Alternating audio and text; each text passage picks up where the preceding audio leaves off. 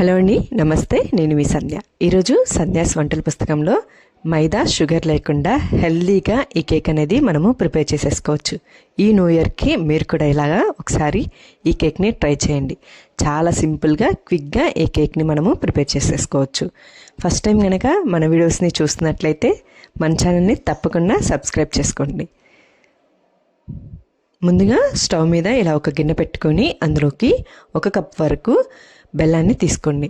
అలాగే 1/2 కప్పు వరకు ఇందులోకి వాటర్ అనేవి యాడ్ చేసేసుకొని బెల్లం అనేది పూర్తిగా కరిగిపోయేంత వరకు మనం ఇలా కలిపుకుంటూ బెల్లాన్ని పూర్తిగా కరగనివ్వాలి. ఈ విధంగా మనకి బెల్లం అనేది ఆఫ్ చేసుకొని పక్కన పెట్టేసుకొని ఇందులోకి 1/2 కప్పు వరకు సన్నగా కట్ చేసుకున్నటువంటి బాదం పప్పు, జీడిపప్పుల్ని ఇందులోకి యాడ్ చేసేసుకోవాలి. అదేవిధంగా 1/2 కప్పు వరకు కిస్మిస్ని, 1/2 కప్పు వరకు టూటీ ఫ్రూటీని కూడా ఇందులోకి యాడ్ చేసేసుకోండి. ఫైనల్గా ఇందులోకి 1/2 కప్పు వరకు డేట్స్ని సన్నగా కట్ చేసుకొని ఇందులోకి యాడ్ చేసేసుకోండి. ఈ విధంగా వీటన్నిటిని 1 కప్పు వచ్చేంత వరకు చూసుకోవాలి. 1 కప్పు గోధుమ పిండికి 1 కప్పు నట్స్ అనేవి ఇలాగా తీసేసుకోవాలి. వీటన్నిటిని ఒకసారి కలబెట్టుకొని మూత పెట్టుకొని పక్కన పెట్టుకొని చల్లారనివ్వండి.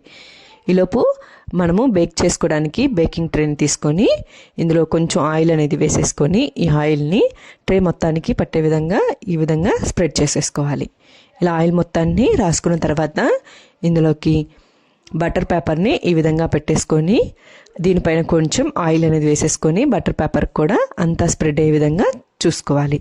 బటర్ పేపర్ లేకపోతే మనం ఇందులో కొంచెం గోధుమ పిండిని వేసేసుకొని ట్రే మొత్తానికి స్ప్రెడ్ అయ్యే విధంగా చూసుకోవాలి.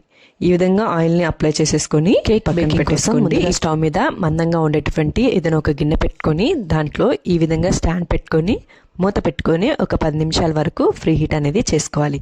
ఇది హీట్ అయ్యేలోపు మనము కేక్ బ్యాటర్ని ప్రిపేర్ చేసుకుందాం. ముందుగా ఒక గిన్నెలోకి 1/2 కప్పు వరకు సన్ఫ్లవర్ ఆయిల్ని తీసుకోండి. ఎనీ ఫ్లేవర్లెస్ ఆయిల్ని ఇందులోకి యాడ్ చేసేసుకోవచ్చు. మనం ఇక్కడ పెరుగుని కాకుండా పెరుగుని మజ్జిగలాగా చేసుకొని పల్చగా కొంచెం 1/2 కప్పులో ఉన్నటువంటి 1/2 కప్పు వరకు ముందుగా యాడ్ చేసేసుకొని వీటన్నిటిని ఒకసారి బాగా కలిసే విధంగా మిక్స్ చేసేసుకోవాలి. ఈ విధంగా కలిసిపోయిన తర్వాత మనం బెల్లం సిరప్ని కూడా ఇందులోకి యాడ్ చేసేసుకోండి. వీటన్నిటిని కూడా ఒకసారి బాగా మిక్స్ అయ్యే విధంగా బాగా మిక్స్ చేసుకోవాలి. ఈ విధంగా స్పూన్తో కానీ లేదా విస్కర్తో కానీ ఇలాగా అన్నీ కలిసిపోయే విధంగా బాగా మనము కలుపుకోవాలి. ఈ విధంగా వీటన్నిటిని కూడా కలుపుకున్న తర్వాత ఇందులోకి జల్లెడ పెట్టేసుకొని 1 కప్ వరకు గోధుమ పిండిని యాడ్ చేసేసుకోండి. అలాగే 2 టేబుల్ స్పూన్ల వరకు కోకో పౌడర్ని ఇందులోకి యాడ్ చేసుకోండి. తర్వాత ఇందులోకి 1 టీ స్పూన్ వరకు బేకింగ్ పౌడరు, అలాగే 1/2 టీ స్పూన్ వరకు బేకింగ్ సోడాని, అలాగే చిటికెడు ఉప్పును కూడా ఇందులోకి యాడ్ చేసుకోండి. ఈ విధంగా వీటన్నిటిని కూడా ఇందులోకి యాడ్ చేసుకున్న తర్వాత వీటన్నిటిని జల్లించుకోవాలి. ఇలా జల్లించుకోవటం వలన కేక్ అనేది ఉండలుగా లేకుండా బేకింగ్ అనేది కరెక్ట్గా అవుతుంది. ఈ విధంగా వీటన్నిటిని కూడా ఇలాగా జల్లించుకోవాలి. ఇలా జల్లించుకున్న తర్వాత పక్కన పెట్టేసుకొని ఇలా మొత్తం అంతా బాగా కలిసిపోయే విధంగా ఇలాగా కలిపుకుంటూ ఉండాలి. ఈ విధంగా కలిసిపోయిన తర్వాత మీకు కేక్ బ్యాటర్ అనేది కరెక్ట్గా లేకపోతే మనం ఇందాకలా మజ్జిగలో హాఫ్ని ఉంచుకున్నాం కదండి, ఆ మజ్జిగని కూడా ఇందులోకి మొత్తాన్ని యాడ్ చేసేసుకోండి. ఈ విధంగా యాడ్ చేసుకున్న తర్వాత ఒకసారి అంతా బాగా కలిసిపోయే విధంగా కలబెట్టుకోవాలి. ఇక్కడ నేను చూపిస్తున్న విధంగా కేక్ బ్యాటర్ అనేది ఉంటే సరిపోతుంది. ఇలా చేసుకున్న తర్వాత ఇప్పుడు ఈ కేక్ బ్యాటర్ని కేక్ ట్రేలోకి ఈ విధంగా మొత్తాన్ని వేసేసుకోండి. ఇక్కడ నేను చూపిస్తున్న విధంగా కేక్ బ్యాటర్ని ఇలాగా కేక్ టిన్లోకి వేసేసుకొని కేక్ బ్యాటర్ మొత్తాన్ని టిన్లోకి వేసేసుకోవాలి. ఇలా వేసుకున్న తర్వాత ఒక స్పూన్ తోటి మొత్తం స్ప్రెడ్ అయ్యే విధంగా సమానంగా ఉండేలాగా ఇలాగా స్ప్రెడ్ చేసేసుకోవాలి. తర్వాత ఈ విధంగా చూపిస్తున్న విధంగా ట్యాప్ చేసుకోవటం వలన కేక్లో ఎయిర్ బబుల్స్ అనేవి ఏర్పడకుండా కేక్ అనేది కరెక్ట్గా బేక్ అవుతుంది. ఫైనల్గా దీనిపైన మనం సన్నగా కట్ చేసుకున్నటువంటి నట్స్ అన్నిటిని వేసేసుకొని ఇలా నట్స్ అన్నిటిని వేసుకొని కేక్ని డెకరేట్ చేసుకోండి. ఇలా వేసుకున్న తర్వాత మనకి ఆల్రెడీ మనం స్టవ్ మీద ప్రీ హీటింగ్కి పెట్టేసి ఉంటాం కదండి, ఒక 10 మినిట్స్ అయిపోయి ఉంటుంది. ఇప్పుడు ఈ కేక్ని తీసుకెళ్ళి మనం ఈ కేక్ని ఈ విధంగా ఫ్రీ హీట్ చేసుకున్నటువంటి బౌల్లో పెట్టేసుకొని మూత పెట్టుకొని ఫ్లేమ్ అనేది మీడియం టు సిమ్ మధ్యలోనే ఉంచేసుకోవాలి. ఈ విధంగా ఉంచుకొని 30 to 40 మినిట్స్ వరకు మనము బేక్ చేసుకోవాలి. నేను 30 మినిట్స్ తర్వాత ఒకసారి చెక్ చేసుకున్నానండి.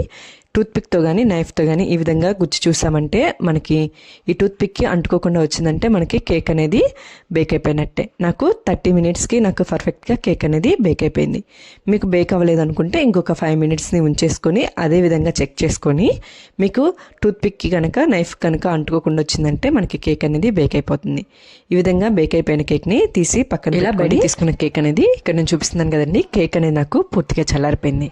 ఈ విధంగా కేక్ అనేది పూర్తిగా చల్లారిపోయిన తర్వాత ఇక్కడ నైఫ్ తోటి ఇలా ఇక్కడ చూపిస్తున్న విధంగా ఎడ్జెస్ అన్నిటిని ఒకసారి ఈ విధంగా కట్ చేసేసుకోండి.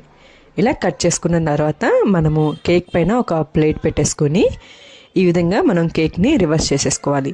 ఇలా రివర్స్ చేసుకున్న తర్వాత కేక్ టిన్ పైన ఇక్కడ చూపిస్తున్న విధంగా ఒకసారి ట్యాప్ చేసామంటే మనకి కేక్ అనేది ఫ్రీగా బయటికి వచ్చేస్తుంది. కేక్ మీద ఉండేటటువంటి ఈ బటర్ పేపర్ని తీసేసుకోండి. కేక్ మీద ఉన్న బటర్ పేపర్ని తీసుకున్న తర్వాత మళ్ళీ కేక్ని ఒకసారి రివర్స్ చేసేసుకోండి. ఇక్కడ నేను చూపిస్తున్న విధంగా మీరు కూడా ఇదే విధంగా కేక్ని రివర్స్ చేసేసుకొని సరిపోతుంది. ఇప్పుడు నైఫ్ తోటి నేను మీకు ఒక పీస్ అనేది కట్ చేసి చూపిస్తాను. కేక్ అనేది ఎంత ఫ్లఫీగా మెత్తగా ఉందనేది మీరు కూడా చూడొచ్చు. ఈ న్యూ ఇయర్కి మీరు కూడా తప్పకుండా ఇంట్లోనే కేక్ని హెల్తీగా ప్రిపేర్ చేసేసుకోండి. నేను చెప్పిన విధంగా ఈ కేక్ని ట్రై చేసి ఎలా వచ్చిందో నాకు కామెంట్ చేయండి. మీకు కనుక నచ్చినట్లయితే మీ ఫ్రెండ్స్ అండ్ ఫ్యామిలీ మెంబర్స్కి తప్పకుండా షేర్ చేయండి. అలాగే లైక్ చేయండి. మరిన్ని వీడియోస్ కోసం మన ఛానల్ని తప్పకుండా సబ్స్క్రైబ్ చేసుకోండి. Thank you for watching.